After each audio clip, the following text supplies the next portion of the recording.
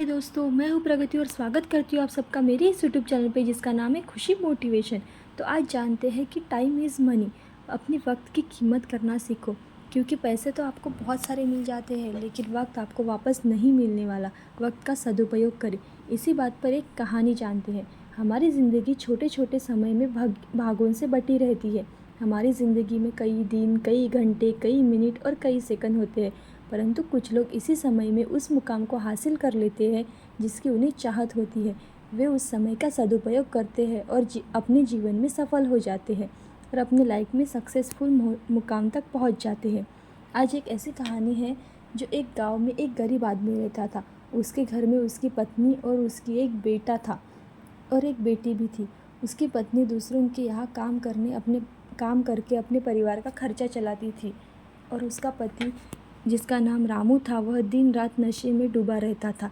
दूसरों के साथ अपना समय बर्बाद करता था। कहीं इधर ताश के पत्ते खेलता रहता तो कहीं फालतू की बातें करता रहता और गपशप मारा करता था। अपने परिवार का उसे बिल्कुल भी ख्याल नहीं था। उसके माता पिता ने उसकी शादी कराकर बहुत ही बड़ी गलती कर दी थी।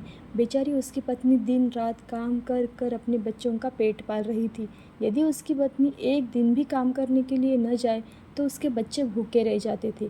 इसलिए उसकी पत्नी को हर दिन काम पर जाना ही पड़ता था और दूसरों के घर के काम करने ही पड़ते थे। लेकिन रामू को इस बात का कोई फ़र्क नहीं पड़ता था। उसे बस अपना समय बर्बाद करना था। यह हंसी मजाक, पत्ते खेलना, उसमें उसे यही अपनी ज़िंदगी लगती थी और उसे इसी में बहुत ज़्यादा मज़ा भी आता था। शाम को शराब पी कर आना और ज़ोर ज़ोर से अपनी पत्नी को चिल्लाना। कई बार उसने अपनी पत्नी को मारा भी, लेकिन उसकी पत्नी करती तो भी क्या करती। अब वो दोनों बच्चों को छोड़कर तो नहीं जा सकती थी, इसलिए वो अपनी ज़िंदगी गुजारती चली जा रही थी। रामू को जो भी समझाता था, रामू कुछ काम कर लिया करो, कुछ पैसे कमा लिया करो, अपने परिवार का खर्चा उठाया करो, तुम्हारे 2 बच्चे हैं, तुम्हारी पत्नी है, उनकी देखभाल करा करो। ऐसे बहुत से लोग उसे समझाते थे। उसे अपने समय को बर्बाद ना किया करो, तो रामू उन पर बिगड़ जाता था। उल्टा उन्हें कहता था कि तुम्हें इससे क्या लेना देना, मैं अपने घर पर खाता हूँ, तुम कौन होते हो मुझे बताने वाले। मेरी ज़िंदगी है, मुझे जैसी जीनी है मैं जीऊँगा, मुझे जो करना है मैं करूँगा। तो इस कारण उससे कोई भी गांव का कोई भी इंसान इस विषय में बात नहीं कर रहा था। वह सुबह खाकर निकल जाता और रात में पीकर आ जाता था। बीवी के ऊपर भी बहुत गुस्सा करता था। ऐसा कुछ दिनों तक चलता रहा। कुछ दिनों बाद संसार में एक ऐसी बीमारी ने जन्म लिया जो मानव जाति के लिए अत्यधिक खतरनाक थी। चारों तरफ उस बीमारी का कहर था। सब जानते ही होंगे कि मैं बात कर रही हूँ कि कोरोना वायरस की। जब सरकार द्वारा लॉकडाउन लगा दिया गया था, तब चारों तरफ लोगों के एक दूसरे के यहाँ आना जाना सब कुछ बंद था। सारे कार्य, सारी कंपनियाँ, फैक्ट्रियाँ, गाड़ियाँ आदि सब कुछ बंद थी। अब रामू का परिवार भूखा मरने लगा था, क्योंकि उसकी पत्नी रोज़ काम करने जाती थी। अब वह किसी के घर काम करने कैसे जा सकती थी, क्योंकि लोगों को डर था कि हमें बीमारी ना हो जाए, इसलिए उसे काम पर कोई नहीं बुलाता था। उसके परिवार में अनाज का एक दाना भी नहीं था, ना उसके पास कुछ पैसे थे, ना घर में और ना ही उसके पास। अब वह क्या करता। रामू भी बहुत परेशान होने लगा। उसका एक छोटा बेटा था, वो बहुत बीमार था। अब बच्चे की तबीयत इतनी ज़्यादा ख़राब हो गई थी, तब रामू को समझ आया अपने परिवार का ध्यान रखना चाहिए था।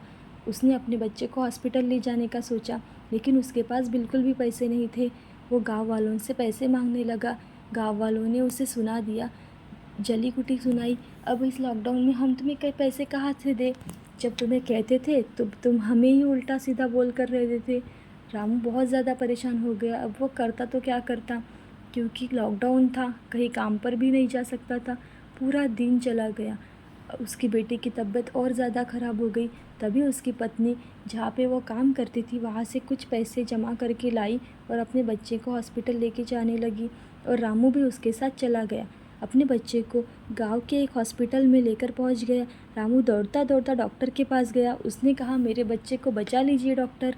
डॉक्टर सारे इंस्ट्रूमेंट लगाकर चेक किया, तब उसका बेटा मर चुका था। डॉक्टर बोलने लगा कि तुम अपने बेटे को कुछ घंटों पहले ला लेते तो मैं तुम्हारे बेटे को बचा लेता। अब तो मैं तुम्हारे बेटे को नहीं बचा पाया और मुझे ये अफसोस के साथ कहना पड़ रहा है।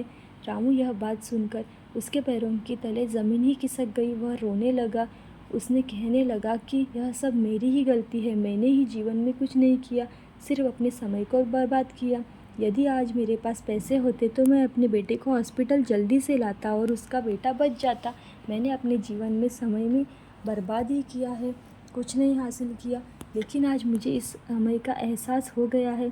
तो हमें इस कहानी से यह सीख मिलती है कि समय को कभी बर्बाद नहीं करना चाहिए, हमेशा उसका उपयोग करना चाहिए, तभी हमें जीवन में सफलता मिल सकती है।